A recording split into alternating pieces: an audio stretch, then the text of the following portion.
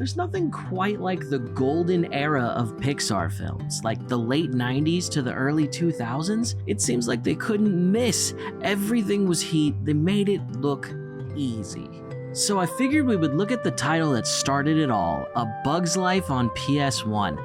And honestly, thank God, because the Finding Nemo game was so brutal. I swear on all that is good in this world, let me catch the mother who designed these slide puzzles. I don't want to see the name Traveler's Tales ever again.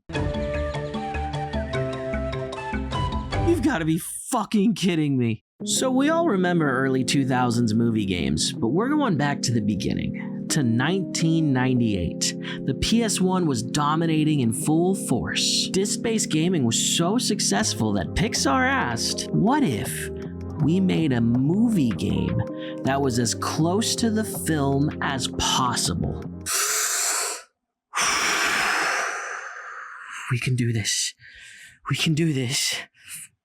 I bet it's not even gonna be that bad. Look, there's even a tutorial! So basically, the tutorial tells us basic controls and how gameplay works. See, Flick can find coins in the world that will grant him different abilities he can apply to these seeds.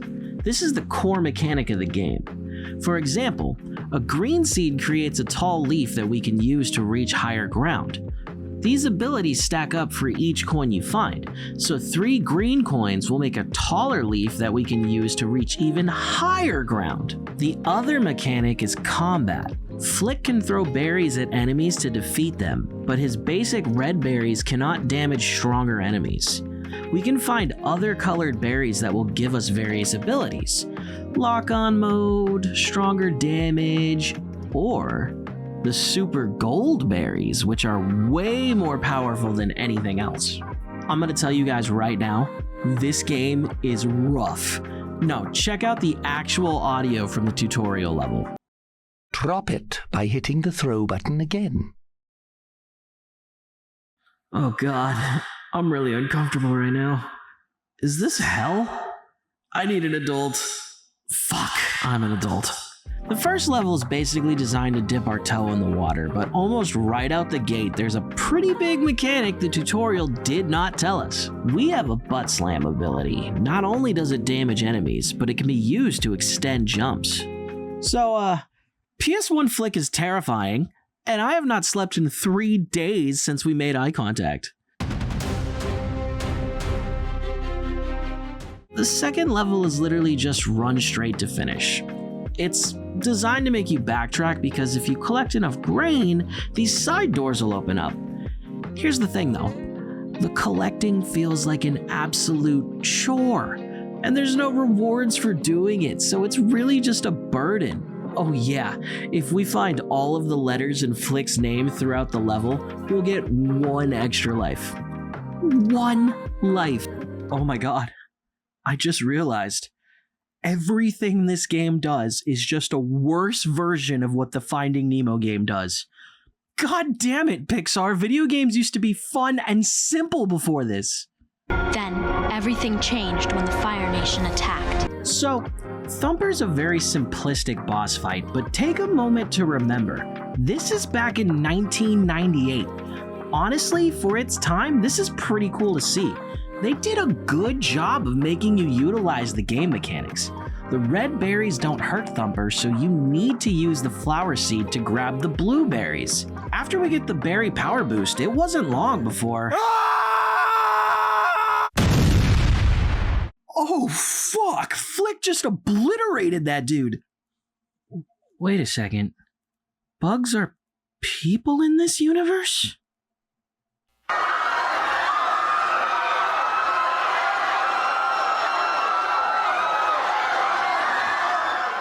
So, they tried their best to emulate the bird scene in 2 separate levels, but the PS1 vibes are strong with this because man does this dandelion part drag. The whole level is just floating till the end, and the bird isn't even an obstacle. It only shows up if you fail. Then we have to traverse a maze and find all the green coins so we can use a seed to escape the level, and man, all the textures look exactly the same, and the level is empty.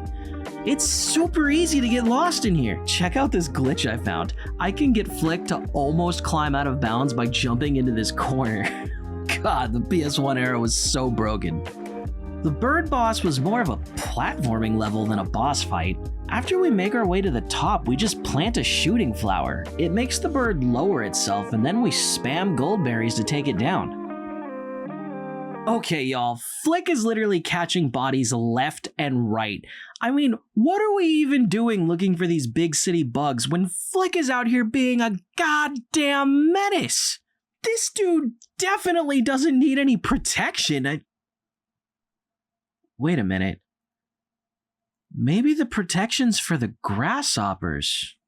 And I'm Jack Dempsey. There's no one like me. I'm from Nairclaw. There's no one that can match me. My style is impetuous. My defense is impregnable. And I'm just ferocious. I want your heart. I want to eat his children. Praise be to Allah. Well, we finally made it to the big city, and it's everything we thought it would be. Buildings as far as the eye can see, a place where dreams really do come true, and that's a homeless dude taking a shit. So now it's time to recruit some big city bugs. This is the first level where the grain seeds actually matter. There are doors that will only open if you have enough seeds, and the seeds are super scarce. This basically turns the entire level into a hunt for the grain seeds. The other half of the city bugs are placed in a more hide-and-seek formatted level. We just search the map until we find them. Well, now we're on our third boss of the game, and I gotta say, I'm actually impressed with how many boss fights there are. This one is kind of challenging in the right ways. We have to upgrade our berries to do damage, and the only way to do so is to use a ball and bounce up to the berry upgrade. However, there are obstacles in your path that will do damage if you hit them, and honestly, they're more dangerous than the boss himself. However, the fly boss will still be throwing berries at you, so it brings a nice little challenge to the game. To be honest, I had a lot of fun here. So this level is a nice little collectathon level, but to be honest, it's a little too big.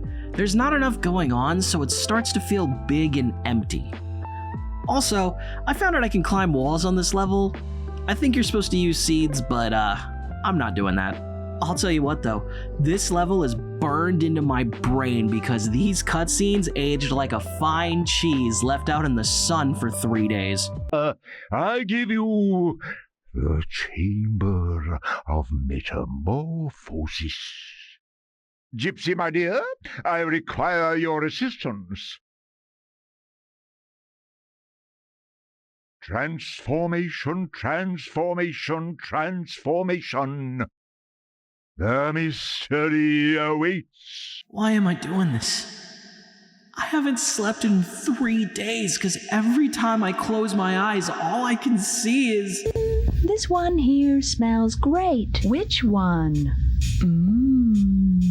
Smells like Mother's crazy sister Kate. Oh, you think so? Yeah, I do. It smells so good. She couldn't have been that crazy. I don't think so. Oh, you don't think so, huh? No. Well, she put her poodle one time in a microwave oven. So what the level doesn't tell you is there is only one way to reach the final bird piece, and that is creating a specific seed that is unique to this level, and they don't tell you about it.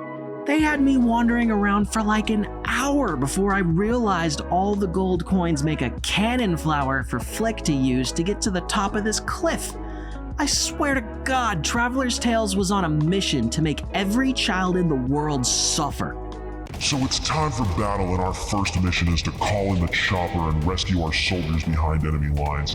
The one moment you feel like a true hero, it's full of action and grit, and leaves you with a sense of euphoria from the sheer amount of adrenaline. I'm ready if you are! Hop on. Yay! Dude, I'm stoked. We're on our 4th boss fight now?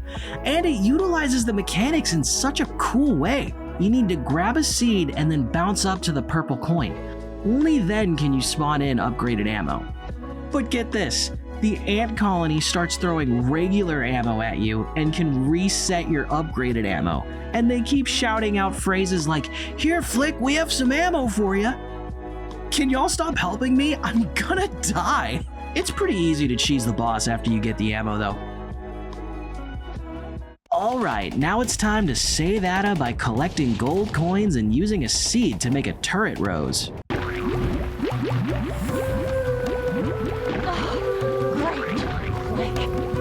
I swear to God, this game is so quiet, it makes me uncomfortable.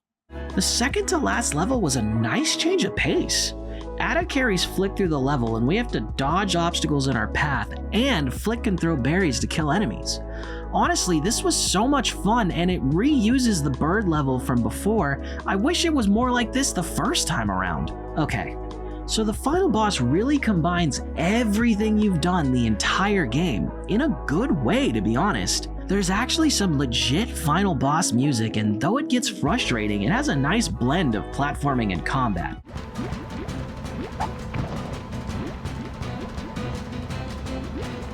Here's the thing though, Hopper has 3 phases and they are long and difficult. It's very easy to die because Hopper can hit you from a distance, and of course, in true PS1 fashion, if you die, you have to restart the entire level all over again. The blue coins let us spawn health, and the gold berries do way more damage. I strongly recommend getting both before Hopper's 3rd phase. If you want to get through this, you have to have patience. You can't get greedy, and you need to find good openings. That's the only way he's gonna go down.